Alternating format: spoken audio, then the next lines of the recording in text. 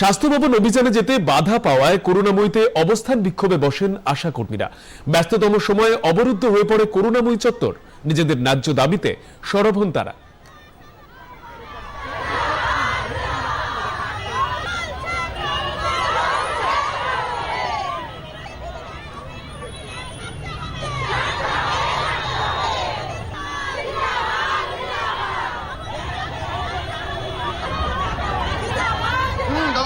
আমাদেরকে আজকে ডেকেছিল, তাই আমরা এখানে এসেছি। এগুলো আমাদের কষ্টের টাকা, আমাদের ঘর সংসার সব ফেলে আমরা করছি। সেই কষ্টের টাকা যদি আমরা না পাই তাহলে আমরা কোথায় বসবো? আমাদের আশাদেরকে মাসিক বেতন ন্যূনতম 15,000 টাকা দিতে হবে। ইনসেন্টিভ সহ সমস্ত বকেয়া মেটাতে হবে। ভাগে ভাগে টাকা দেওয়া যাবে না।